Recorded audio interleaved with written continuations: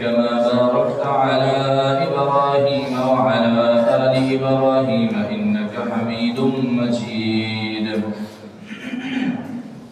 أما بعد فأعوذ بالله السميع العليم من الشيطان الرجيم من همزه ونفثه ونفثه. بسم الله الرحمن الرحيم. يا أيها الناس اتقوا ربكم الذي خلقكم من نفس واحدة وخلق منها زوجها وبث منهما رجالا كثيرا ونساء واتقوا الله الذي تساءلون به والأرحام إن الله كان عليكم رقيبا. يا أيها الذين آمنوا اتقوا الله حق تقاته ولا تموتن إلا وأنتم مسلمون. يا أيها الذين آمنوا اتقوا الله وقولوا قولا سديدا يصلح لكم أعمالكم ويغفر لكم ذنوبكم ومن يطع الله ورسوله فقد فاز فوزا عظيما. وقال جل وعلا في مقام آخر. بسم الله الرحمن الرحيم. قاف والقرآن المجيد بل عجبوا أن جاءهم منذر منهم فقال الكافرون هذا شيء عجيب أإذا متنا وكنا ترابا ذلك رجع بعيد قد علمنا ما تنقص الأرض منهم وعندنا كتاب حفيظ بل كذبوا بالحق لما جاءهم فهم في أمر مريج. أفلم ينظروا إلى السماء فوقهم كيف بنيناها وزيناها وما لها من فروج والأرض مددناها وألقينا فيها رواسي وأنبتنا فيها من كل زوج بهيج تبصرة وذكرى لكل عبد منيب. ونزلنا من السماء ماء مباركا فأنبتنا به جنات وحب الحصيد والنخل باسقات لها طلع نضيد رزقا للعباد وأحيينا به بلدة ميتا كذلك الخروج. كذبت قبلهم قوم نوح وعاد وفرعون كذبت قوم نوح وعاد وثمود كذبت قوم نوح وأصحاب الرس وثمود وعاد وفرعون وإخوان لوط وأصحاب الأيكة وقوم تبع كل كذب الرسل فحق وعيد. أفعينا بالخلق الأول بل هم في لبس من خلق جديد. وقال جل وعلا في مقام آخر. يا أيها الذين آمنوا كتب عليكم الصيام كما كتب على الذين من قبلكم لعلكم تتقون. قال الإمام البخاري رحمه الله حدثنا عبيد الله بن موسى قال أخبرنا حنظلة بن أبي سفيان عن إكرمة بن خالد عن ابن عمر قال قال رسول الله صلى الله عليه وسلم بني الإسلام على 5 شهادة أن لا إله إلا الله وأن محمدا رسول الله وإقام الصلاة وإيتاء الزكاة والحج وصوم رمضان أو كما قال النبي صلى الله عليه وسلم. सामीन मोहतरम, तमाम किस्म की हम्दो सना किबरियाई बड़ाई यकताई तन्हाई बादशाही शहनशाही अल्लाह रब्बुल आलमीन की ज़ाते पाक के लिए ख़ास है कि इस अल्लाह रब्बुल आलमीन ने हम सब को इंसान भी बनाया और मुसलमान भी बनाया। यहूदी, ईसाई, हिंदू, सिख, गैर मुस्लिम ये सारे इंसान हैं, लेकिन अल्लाह ताला का हम सब पर कितना बड़ा एहसान है कि अल्लाह रब्बुल आलमीन ने हम सब को इंसान भी बनाया, तौहीद वाला मुसलमान भी बनाया और नबी अलैहिस्सलाम का ग़ुलाम भी बनाया। ला ताला बेहद बेहिसाब बेशुमार दुरूद सलाम امام الانبیاء سید الانبیاء خاتم الانبیاء جناب محمد الرسول اللہ صلی اللہ علیہ وسلم کی ذات گرامی پر مختصر حمد و صلوات کے بعد معزز سامعین کرام، معززات سامعات، اس بات پہ ہم اللہ تعالیٰ کا شکر ادا کرتے ہیں کہ اللہ رب العالمین نے ہمیں رمضان المبارک کا یہ پہلا جمعہ ادا کرنے کی توفیق عطا فرمائی ہے۔ اسی کے ساتھ ساتھ یہ دعا بھی کرتے ہیں کہ اللہ رب العالمین ہمیں مکمل رمضان کی تمام برکات سمیٹنے کی توفیق عطا فرمائے، اور ان لوگوں کے لیے بھی دعا کریں جو یہ رمضان آنے سے پہلے اللہ کے پاس جا چکے ہیں۔ یا رب، ان تمام مسلمانوں کی بشری تقاضے کے تحت غلطیاں معاف کر کے جنت الفردوس کا داخلہ عطا فرمائے۔ گزشتہ خطبہ جمعۃ المبارک میں استقبال رمضان کے آنے سے پہلے جو تیاری ہم نے کرنی تھی اس حوالے سے باتیں ہوئی تھی۔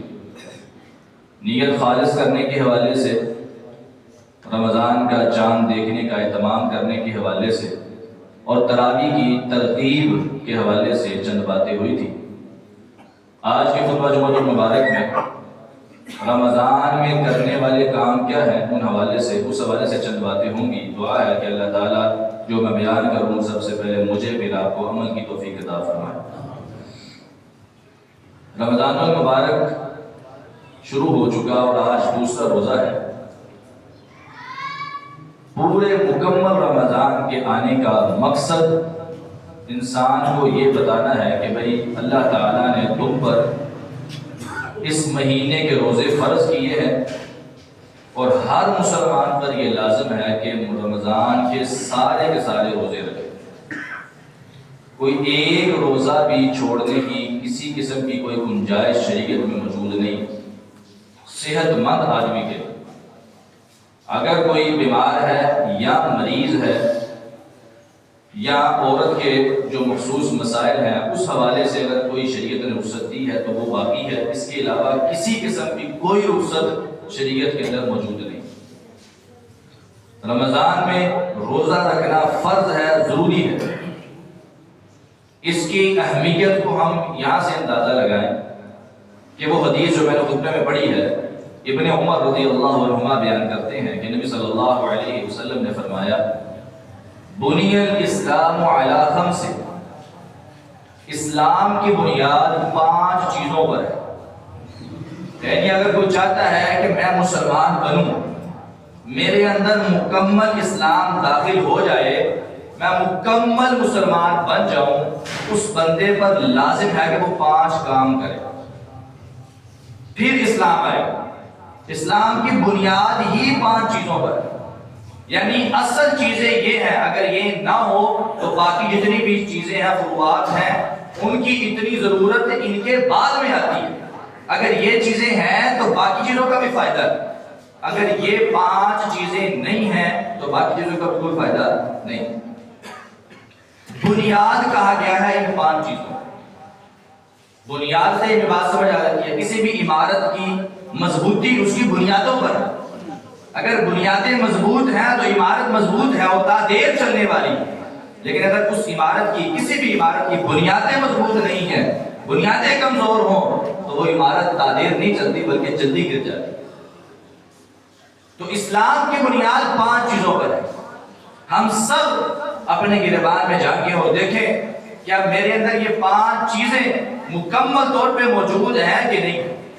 اگر تو موجود ہے تو مبارک ہو، اگر موجود نہیں ہے تو پھر ہمیں فکر کرنی چاہیے کہ ہمارے اندر مکمل اسلام ابھی بھی موجود نہیں۔ سب سے پہلی چیز شہادت ان لا الہ الا اللہ وان محمد رسول اللہ صلی اللہ علیہ وسلم۔ انسان اس بات کا اقرار کرے کہ اللہ کے علاوہ کوئی معبود برحق نہیں ہے، اور 2 جہانوں کے سردار محمد رسول اللہ صلی اللہ علیہ وسلم اللہ کے پیغمبر اور رسول ہیں، خاتم النبیین ہیں، اس بات کا اقرار کرے گا، یہ اسلام کا پہلا بنیادی رکن ہے۔ جب تک اس چیز کا اقرار نہیں کرتا اور اس چیز کے مطابق اپنا عقیدہ نہیں بناتا، وہ بندہ دار اسلام سے خارج ہے، اس کا اسلام سے کسی قسم کا کوئی تعلق نہیں۔ سب سے پہلے یہ اگر یہ آ گیا، اس کے بعد نماز ہے، اقام الصلاۃ، نماز توحید کے بعد رسالت کا اقرار کرنے کے بعد سب سے پہلا اور سب سے مین پوائنٹ اور بنیاد اور مقصد نماز کا پڑھنا ہے اور نماز کو قائم کرنا ہے۔ یعنی اگر ایک انسان نمازی نہیں، وہ جتنے مرضی نیکیاں کرتا رہے، وہ ساری کی ساری نیکیوں کا فائدہ تب ہوگا جب مکمل نمازی بن جائیں گے، نماز کے پابند بن جائیں گے، کیونکہ ہماری بنیاد کمزور ہے۔ جب تک بنیاد مضبوط نہیں ہوگی تب تک نیکیوں کی اس کے اوپر جتنی مرضی عمارت کھڑی کرتے جائیں کوئی فائدہ نہیں۔ سب سے پہلے بنیاد ہے کلمہ توحید کے بعد، کلمہ رسالت پڑھنے کے بعد سب سے پہلا کام نماز ہے۔ وَإِقَامِ الصَّلَاةِ، نبی صلی اللہ علیہ وسلم نے فرمایا تھا بین العبد والکفر والشرک ترک الصلاۃ، او کما قال، کہ بندے اور کفر اور شرک کے درمیان فرق ہی نماز ہے۔ اگر انسان نماز پڑھتا ہے، کفر سے بھی بچا رہتا ہے، شرک سے بچا رہتا ہے، اور اگر نماز نہیں پڑھتا، نمازوں میں اکثر سستی کرتا ہے، تو سمجھ لے کہ اس سے کوئی نہ کوئی ایسا کام ہوگا جس میں کفر میں داخل ہو جائے۔ نماز ایک ایسی چیز ہے جو انسان کو کفر سے روکتی ہے، نماز ایک ایسی چیز ہے جو انسان کو شرک سے روکتی ہے۔ تو اگر کوئی رمضان سے پہلے ہمارے اندر سستیاں موجود ہیں، اگر کوتاہیاں موجود ہیں، تو یہ رمضان کو اپنا ایسا مہینہ بنائیں کہ اس میں پریکٹس کر لیں، اس میں محنت کر لیں کہ اپنے آپ کو مکمل نمازی بنائیں۔ نمازی ہونا سب سے پہلے ہے۔ جتنے مرضی صدقات و خیرات کریں، جتنے مرضی آپ نیکیوں کے پہاڑ لگا دیں، اگر نمازی نہیں ہے تو آپ کی بنیاد چونکہ کمزور ہے، تو ان نیکیوں کا فائدہ بعد میں ہوتا ہے، پہلے نماز۔ وَإِقَامِ الصَّلَاةِ، نماز قائم کرنا کلمہ توحید کے بعد ضروری ہے۔ اس کے بعد وَإِيتَاءِ الزَّكَاةِ، اگر اتنا مال موجود ہے کہ وہ نصاب کو پہنچ چکا ہے، اس کے اوپر 1 سال گزر چکا ہے، تو پھر اس کے اوپر زکوٰۃ فرض ہے۔ اگر زکوٰۃ ادا نہیں کرتے ہیں تو اسلام جو کہ آپ کے اندر آپ مسلمان ہونے کا دعویٰ کرتے ہیں، آپ کی بنیاد مضبوط نہیں۔ اگر زکوٰۃ ادا نہیں کرتے ہیں، زکوٰۃ سے جان چھڑاتے ہیں، اپنے مال کو چھپاتے ہیں، کسی کو ظاہر نہیں کرتے کہ میں کہیں مجھے زکوٰۃ نہ دینی پڑ جائے، یہ سارے کے سارے ہیلے بہانے زکوٰۃ سے جو ہے نا وہ بھاگنے کے لیے، یہ ساری کے ساری اسلام کی بنیادوں کو کمزور کرنے والے بہانے۔ کلمہ توحید کے بعد نماز کے بعد زکوٰۃ ہے۔ زکوٰۃ کا بہت بڑا مقام اور مرتبہ اور اس کی اہمیت شریعت نے بیان کی ہے۔ اس کے بعد والحج، اگر استطاعت موجود ہے تو حج کرنا ضروری ہے، فرض ہے، اسلام کا بنیادی رکن ہے۔ اگر استطاعت نہیں ہے تو اس کے اوپر حج فرض نہیں ہے، لیکن اگر اتنا پیسہ انسان کے پاس موجود ہو، مال ہو اور صحت بھی ہو تو انسان ضرور حج کرے، اگر حج نہیں کرتا تو گنہگار۔ اور اس کے بعد وصوم رمضان، رمضان کے روزے رکھنا یہ ہر مسلمان کے اوپر لازم ہے، یہ اسلام کی بنیاد ہے۔ اسلام کی بنیاد ہے۔ اگر رمضان کے روزے جان بوجھ کے چھوڑتا ہے، صرف یہ بہانہ مجھ سے کاروبار نہیں ہوتا، میں نے روزہ رکھ کے سارا دن کاروبار کرنا ہوتا ہے، میرا کام بڑا سخت ہے، میں نے فلاں کام بھی کرنا ہے، فلاں بھی کرنا ہے، میرے اوپر ذمہ داریاں بہت ہیں، 1000 ذمہ داریاں ہو، 1000 کام کرنے ہو، کاروبار جتنا مرضی مشکل ہو، رمضان کے روزے کی کسی قسم کی کوئی چھٹی نہیں۔ شریعت نے اس کو بہانہ نہیں، اس کو قبول ہی نہیں کیا، اس بہانے کو کہ بھئی کہے کہ مجھ سے کاروبار نہیں ہوتا، مجھ سے کام نہیں ہوتا، مجھ سے جو ہے وہ فلانا بڑی مشکل اور پریشانیاں میرے سامنے آتی ہیں، اگر میں روزہ رکھ لوں۔ اس انسان کے اوپر لازم ہے کہ اپنی پریشانیوں کو کم کرے، اپنے کاموں کو کم کرے، اپنی ذمہ داریوں کو کم کرے، کم از کم رمضان کے اندر اپنی ذمہ داریاں کم کر کے رمضان کے سارے روزے رکھے۔ یہ ہر مسلمان کے اوپر فرض و ضروری ہے۔ یعنی اگر رمضان کے روزے نہیں رکھتا، اگر رمضان کے روزے نہیں رکھتا، اس بندے وہ بندہ مکمل طور پہ اسلام میں داخل نہیں، اس کا اسلام مکمل نہیں۔ یہ کوئی چھوٹی بات نہیں ہے، یہ بہت بڑی بات ہے۔ فروعات جو کہ اضافی کام ہے وہ اگر رہ جائیں ان کے اندر معافی ہو سکتی ہے، لیکن بنیادی کام اسلام کے اگر رہ جائے تو ان میں کسی قسم کی معافی نہیں، بڑی سخت وعیدیں ہیں اس کے اندر۔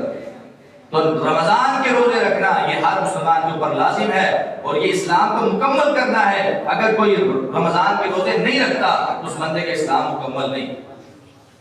نفلی روزہ رکھنے کی تو بڑی فضیلت ہے، فرضی روزے کی تو پھر کیا ہی بات ہے۔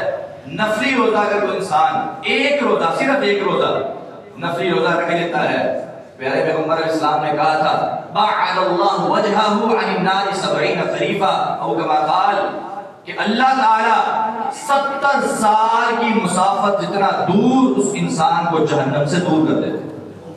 جو بندہ ایک نفلی روزہ رکھتا، ایک نفلی روزہ رکھنے سے 70 سال کی مسافت جتنا وہ جہنم سے دور ہو جاتا۔ اور فرضی روزے کی اہمیت کیا ہے؟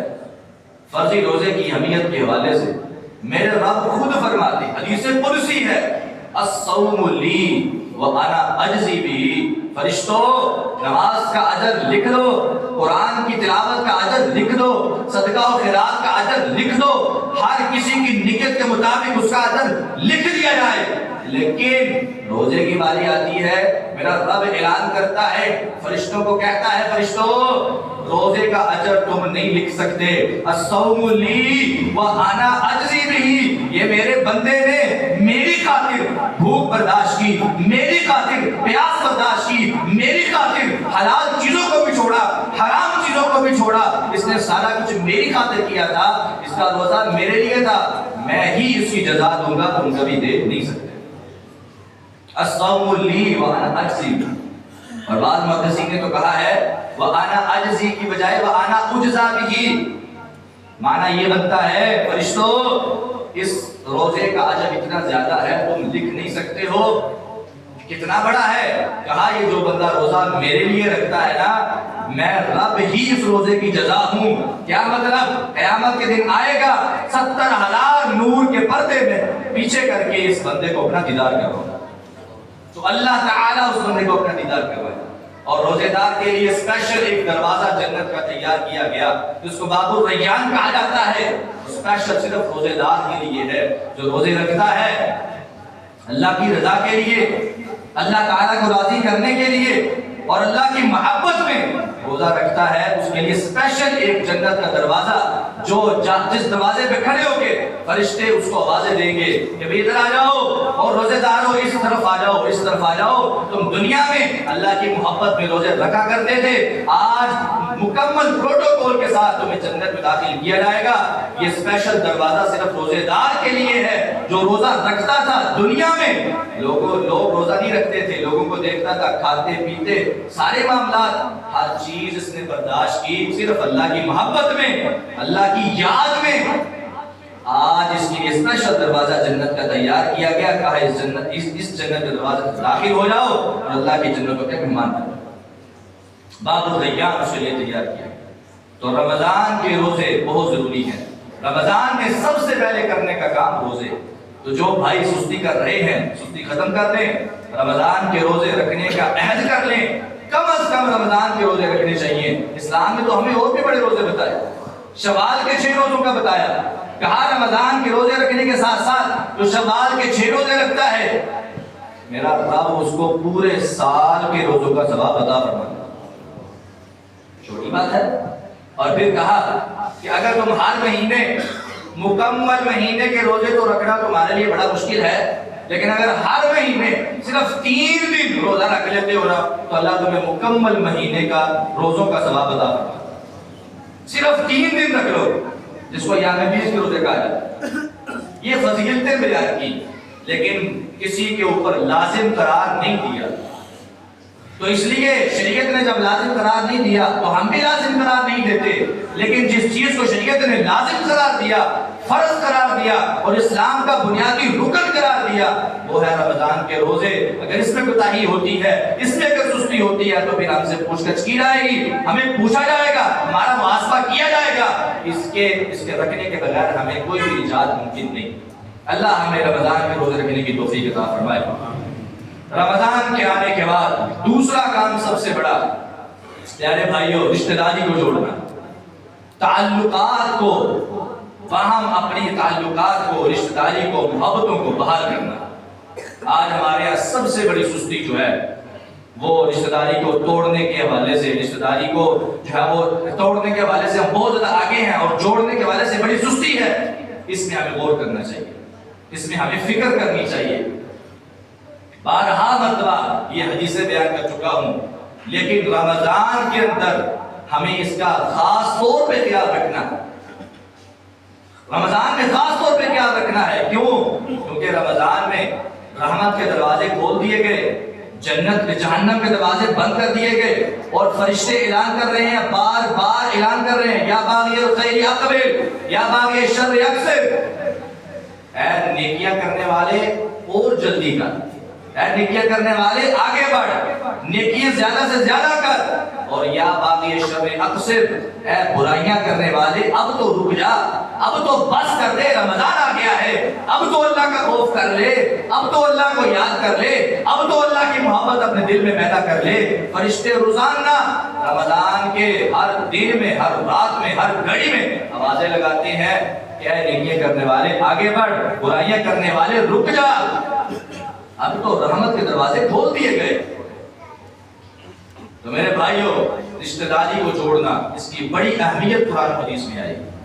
اگر ہم ابھی بھی اپنے آپ کو ٹھیک نہیں کرتے، ابھی بھی رمضان میں بھی اپنے آپ کو ٹھیک نہیں کرتے، رمضان میں بھی رشتہ داری کو نہیں جوڑتے، اپنے تعلقات کو بحال نہیں کرتے، اپنی دل کی نفرتوں کو ختم نہیں کرتے، تو یقین جانیں قرآن و حدیث کے مطابق بات کرتا ہوں، نہ ہمارے نمازوں کا کوئی فائدہ ہے، نہ ہمارے قیام کا کوئی فائدہ ہے، نہ ہی ہمارے کسی بھی نیکی کا، تلاوت کا، کسی بھی صدقہ و خیرات کا ہمیں کوئی فائدہ نہیں۔ اتنی بڑی بات ہے، اپنی طرف سے نہیں کرتا، حدیث کے اندر یہ بات موجود ہے۔ پہلے بھی بارہا مرتبہ یہ بات سنائی گی، لیکن بار بار کیونکہ نصیحت کرنے کا حکم ہے، بار بار کہنے کا حکم ہے، وذکر فذکر ان نفعت الذکرى وذکر انما انت مذکر، بار بار نصیحت کرنے کا حکم ہے۔ اللہ تعالیٰ نے قرآن پاک میں کہا فإن الذکرى تنفع المؤمنین، نصیحت کرتے رہیں، بار بار کہتے رہیں، مومنوں کو نصیحت ضرور فائدہ دے گی۔ تو اس لیے یہ بات کہنا بہت ضروری ہے۔ اگر ہمارے تعلقات رمضان سے پہلے ابھی تک بحال نہیں ہوئے تو اب ہمیں اس چیز پر غور کرنا چاہیے، لازمی غور کرنا چاہیے۔ اگر کوئی آپس میں رشتہ دار، ماموں، چچا، تایا، بہن، بھائی آپس میں اگر تعلقات ختم کیے ہوئے ہیں تو یقین جانیے رمضان کے روزوں کا فائدہ نہیں ہے۔ سوموار اور جمعرات کو نامہ اعمال اللہ کے ہاں پیش کیے جاتے ہیں تو اللہ تعالیٰ کو فرشتے بتاتے ہیں کہ اس بندے کا نامہ اعمال بالکل ٹھیک ہے، اس بندے کے نامہ اعمال میں اتنی برائیاں ہیں، اتنی نیکیاں ہیں، اس بندے نے نیکی کی طرف زیادہ رغبت کی ہے، اس نے برائیوں کی طرف زیادہ کی ہے، یہ بندہ پورے ہفتے میں یہ کام کرتا رہا ہے، ساری مکمل ہفتے کی تفصیل اللہ کو بتائی جاتی ہے۔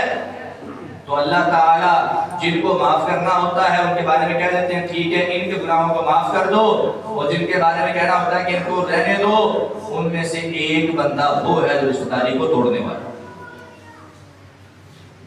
رشتہ داری کو توڑنے والا۔ فرشتے کہتے ہیں یا رب یہ بندہ وہ ہے جو 5 وقت کا پکا نمازی ہے، جماعت کے ساتھ پڑھنے والا ہے، اس نے کوئی فرضی نیکی آج تک چھوڑی نہیں، لیکن صرف ایک مسئلہ ہے، یہ اپنے بھائی سے ناراض ہے، اپنے چچا سے ناراض ہے، اپنے تایا سے ناراض ہے، اپنے ماموں سے، اپنے رشتہ داروں سے ناراض ہے، رشتہ داری کو توڑنے والا ہے۔ تو میرے رب صرف ایک اعلان کرتے ہیں، یہ نہیں کہتے کہ چلو ٹھیک ہے کوئی بات نہیں، معافی مانگ لے گا، اس کے جب معافی مانگے گا تو گناہ معاف کر دیے جائیں گے، اس کو ٹھیک ہے لے جاؤ۔ کہا انظروا حتی یصطلح، اس کے نامہ اعمال کو میرے پاس لانے کی ضرورت نہیں جب تک یہ آپس میں سلو نہیں کرتے۔ میرا رب اس بندے کے نامہ اعمال کو قبول ہی نہیں کرتا جس بندے کے نامہ اعمال میں قطع تعلقی موجود ہے، رشتہ داری کو توڑنا موجود ہے۔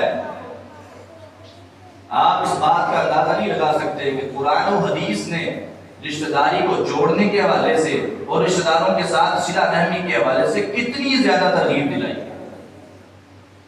ہر چیز چیز میں پہلے رشتہ داروں کو رکھا ہے، ہر چیز میں پہلے رشتہ داروں کو رکھا ہے۔ آپ نے اگر باہر مال دینا ہے نا کسی کو، تو آپ تب تک نہیں دے سکتے مال جب تک آپ کے رشتہ داروں میں ضرورت مند موجود ہے۔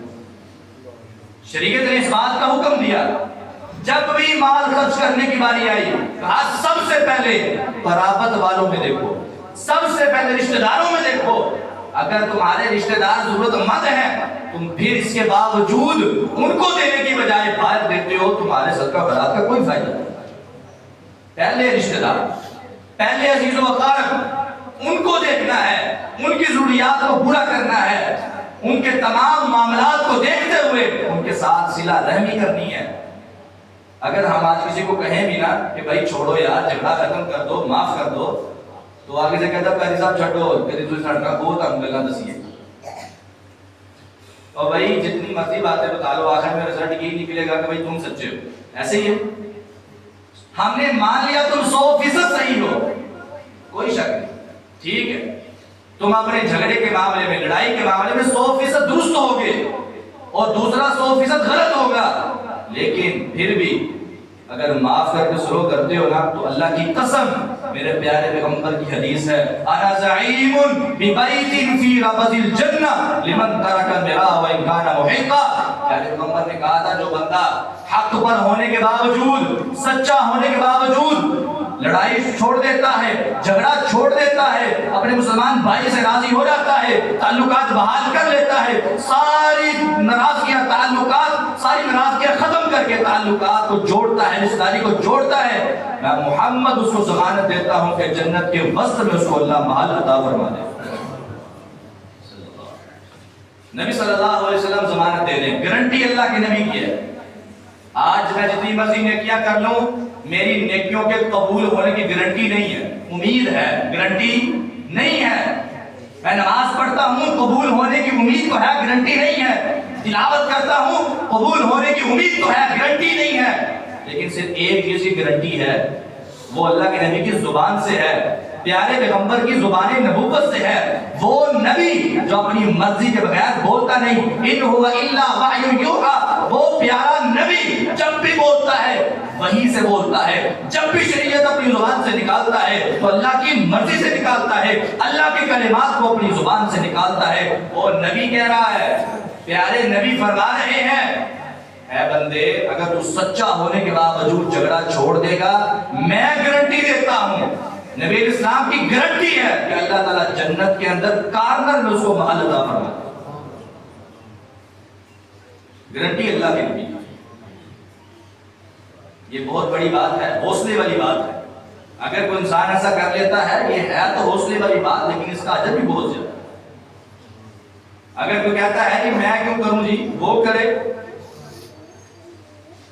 میں کیوں کروں، میں نے تو اس کے ساتھ برا کیا ہی نہیں، وہ خود مجھ سے آگے معافی مانگے، وہ خود آئے میرے پاس، تو بھائی پھر اپنی نیکیوں کی فکر کرو۔ یہ انا اور میں چھوڑ دو، یہ ذاتی اناد کا مسئلہ نہیں ہے، یہ شریعت کا معاملہ ہے۔ یہ انا کا مسئلہ نہیں، یہ اپنی نیکیوں کا معاملہ ہے۔ ہماری نیکیاں، ہمارے اعمال جب تک قبول نہیں، یار آپ مجھے بتائیں کہ ہم رمضان کے روزے رکھتے ہیں اس وجہ سے اللہ راضی ہو جائے، نمازیں پڑھتے ہیں اس وجہ سے اللہ راضی ہو جائے، آج جمعہ پڑھنے آئے ہیں اس وجہ سے آئے کہ اللہ راضی ہو جائے، سارے نیکیوں کے کام اللہ کو راضی کرنے کے لیے کرتے ہیں، تو بتائیں سارے کام کرتے بھی جائیں اللہ راضی نہ ہو، کیا فائدہ؟ کیا فائدہ ہمارے سارے نیکیوں کے کام کرنے کا؟ اس کا فائدہ تب ہے جب رشتہ داری چھوڑتے ہیں، اس کا فائدہ تب ہے جب آپس میں صلہ رحمی کرتے ہیں۔ اگر دوست ناراض ہے اس کو جا کے آج ہی مناؤ، اگر بھائی ناراض ہے آج ہی مناؤ، اگر کوئی تایا ناراض ہے، چچا ناراض ہے، ماموں ناراض ہے، یا رشتہ داروں میں سے کوئی بھی ناراض ہے، آج ہی جا کے منا لو، ساری کی ساری نیکیوں کا فائدہ ہو جائے گا، قبول ہو جائیں گی، اور میرے پیارے پیغمبر کی ضمانت کے مطابق، گارنٹی کے مطابق اللہ جنت میں محل تیار کروا دے۔ رشتہ داری کو جوڑے۔ آج یہ جو اس سال کا جو رمضان ہے، اس کو تاریخی رمضان بنا لیں، آج ہی جا کے معاف کر دیں، دل بڑا کر دیں، بھائی کو جا کے کہہ دیں کوئی مسئلہ نہیں، میں جو بھی پیچھے ہوا میں معاف کرتا ہوں، اللہ کی رضا کے لیے، صرف اللہ کی رضا کے لیے۔ اس کو کہو کہ میں اگر اپنی مرضی کرتا تو تمہیں کبھی نہ بلاتا، لیکن مجھے یہاں پہ لائی ہے تو شریعت لائی ہے، مجھے یہاں پہ لائی ہے، مجھے حدیث نبوی لائی ہے، مجھے یہاں پہ اگر تمہارے سامنے کھڑا کیا ہے تو نبی کی حدیث نے کھڑا کیا ہے۔ آج میں اگر اپنی انا کو مار رہا ہوں، اپنی انا کو ختم کر رہا ہوں، اپنے وقار کو ٹھیس پہنچا رہا ہوں، تو صرف نبی کی حدیث کی وجہ سے۔ چاہے تو مجھ سے چھوٹا ہے، چاہے تو مجھ سے بڑا ہے، چاہے تم نے زیادتیاں کی ہیں، تم نے مجھ پر ظلم کیے ہیں، لیکن آج میں اس بات کو واضح کر دوں کہ میں نے پچھلی ساری غلطیوں کو معاف کر کے تمہارے ساتھ سلوک کا فیصلہ کر دیا۔ یقین جانیے آپ سے بڑا خوش قسمت انسان کوئی نہیں ہے۔ اگر آج آپ پہل کرتے ہیں، پیارے پیغمبر علیہ السلام نے کہا تھا دو مسلمان اگر آپس میں ناراض ہیں تو یہ مسجد میں آتے ہیں، فَيُعْرِضُ هَذَا وَيُعْرِضُ هَذَا، راستے میں آتے جاتے ملتے ہیں، فَيُعْرِضُ هَذَا وَيُعْرِضُ هَذَا، وہ اس سے اعراض کرتا ہے، اس نے اس کو دیکھا منہ ادھر پھیر لیا، اس نے اس کو دیکھا اس نے منہ ادھر پھیر لیا، ایک دوسرے کے ساتھ دیکھتے بھی نہیں، سلام بھی نہیں کرتے۔ آپ نے فرمایا خیرہم الذی یبدأ بالسلام، یہ دونوں لڑے تھے، دونوں نے غلطی کی تھی، لیکن میں محمد گواہی دیتا ہوں ان میں سب سے بہترین وہ ہے جو سلام میں پہل کرتا ہے، بہترین وہ ہے۔ نبی علیہ السلام جس کو بہترین کہیں، شریعت کے مطابق جو بتا بہترین بن جائے۔ دنیا میں دنیا مرضی کرنا کری جائے، دنیا کا بیا بزدل، اب بزدل بن گئی، نیوا ہو گئی، بھئی جو مرضی کہتے رہو، میرے پیارے پیغمبر نے مجھے بہترین کہا ہے۔ خیرہم الذی یبدأ بالسلام، دنیا کہے لو ان دنیا داری کا پتہ ہی نہیں، انہوں پتہ نہیں دنیا داری اس کیویں چل رہا ہے، دنیا جو مرضی کہتی رہے۔ خیرہم الذی یبدأ بالسلام، میرے پیارے پیغمبر نے مجھے بہترین کہا، میں بہترین ہوں، مجھے ایمان ہے، میرا یقین ہے کہ میں بہترین ہوں، میں سلام میں پہل کرتا ہوں، میں آگے جا کے ناراضگی ختم کرتا ہوں، آپس میں سلوک کو بڑھاتا ہوں، آپس میں تعلقات کو جوڑتا ہوں، میرا یقین ہے میں دنیا کا سب سے بہترین انسان۔ رشتہ داری کو جوڑیں، تعلقات کو بحال کریں، ناراضگیاں ختم کر دیں۔ یہ دنیا اس کے اندر مصیبتیں آتی رہتی ہیں، مشکلات آتی رہتی ہیں، کوئی مسئلہ نہیں، اگر کسی نے کوئی زیادتی کر دی ہے دل بڑا کر لیں، کوئی مسئلہ نہیں، معاف کر دیں۔ میرے پیارے نبی نے کیا فرمایا تھا، جو انسان دنیا میں لوگوں کو معاف کرتا ہے اللہ قیامت کے دن اس کو معاف فرما دے، معاف کرے، درگزر کرے۔ یار کیا ہو گیا، ہم سے غلطیاں نہیں ہوتی، اگر اس نے آپ پر ظلم کیا ہے تو آپ نے بھی تو کسی پر کیا ہوگا، ایسی کوئی بات نہیں ہے۔ اگر اس سے غلطی ہوئی ہے تو ہم سے بھی ہوتی ہے، معاف کر دیں، درگزر کر دیں، آپس میں دوسرے کے ساتھ تعلق کو بحال کر لیں۔ آج ہی جا کے اس کو جناب فون کریں یا ملیں جس کے ساتھ بھی آپ نے ناراضگی ہے، اور کہیں کہ آج کے بعد میری طرف سے کوئی ناراضگی نہیں ہے، تو میرا بھائی ہے، میں تیرا بھائی ہوں، اور آج کے بعد ہم تمام کے تمام اپنے تعلقات کو بحال کرتے ہیں، تو یقین جانیے اللہ تعالیٰ آپ کے تمام پچھلے اعمال قبول کر کے مزید نیکیوں کی توفیق عطا فرما دے۔ اللہ ہمیں اس کی توفیق عطا فرمائے۔ اس کے بعد رمضان کا تیسرا کام جو ہمیں کرنا چاہیے وہ ہے افطار الصائم، روزے دار کا روزہ افطار کروانا، روزے دار کا روزہ افطار کروانا بہت بڑی فضیلت ہے۔ جو روزے دار کا روزہ افطار کرواتا ہے اس کو بھی مکمل روزے کا ثواب ملتا ہے۔ اگر آپ نے ایک روزہ رکھا ہے، آپ نے اپنی افطاری کر لی، آپ کا اللہ تعالیٰ روزہ ہم سب کا روزہ قبول فرمائے۔ اگر ہم روزہ رکھنے کے بعد اپنی بھی افطاری کرتے ہیں، ساتھ کسی بھی کروا لیتے ہیں، تو اس کے روزے کا بھی ثواب ہمیں مل جائے گا، بہت بڑی فضیلت ہے۔ لیکن اس کے اندر ایک غلطی ہم کر جاتے ہیں، اور وہ یہ ہے کہ جو یہ مجموعی افطاری کرواتے ہیں اور مجموعی افطاری کروا کے ہم اس پہ پیسہ کون سا لگاتے ہیں؟ زکوٰۃ کا۔ زکوٰۃ کرو جی، رمضان میں زکوٰۃ نکال لیا، طریقہ کار کیا ہے؟ یہ مجموعی افطاری کروا دو، یہ طریقہ کار ہے۔ زکوٰۃ کے پیسے صرف غریبوں، مسکینوں، رشتہ داروں کا حق ہے۔ اگر آپ اس کو تمام لوگوں پہ، آپ مجموعی افطاری کرنے میں ظاہری بات ہے سارے آئیں گے، کوئی ایک، یعنی یہ نہیں ہے کہ ضروری نہیں ہے کہ غریب ہی آئیں سارے۔ جب آپ مجموعی افطاری کروا رہے ہیں تو اس میں سارے ہی آئیں گے، کوئی بھی راہ چلتا ہوا دیکھے گا افطاری ہو رہی ہو آ کے بیٹھ جائے گا، اب وہ غریب ہے اب امیر ہے، اس میں کوئی فرق تو نہیں ہے۔ اس لیے اس زکوٰۃ کے پیسے اور یہ جو چیزیں ہیں ان میں جو ہے وہ ہمیں غور کرنا چاہیے، وہ مجموعی افطاری میں نہیں لگانے چاہیے۔ البتہ ویسے مجموعی افطاریاں کروائیں، سب کے سب کروائیں، اللہ تعالیٰ ہمیں اس کی توفیق عطا فرمائے۔ جو سنا اللہ تعالیٰ سب سے پہلے مجھے اور آپ کو ان کی توفیق عطا فرمائے۔ باقی دعوانا الحمدللہ۔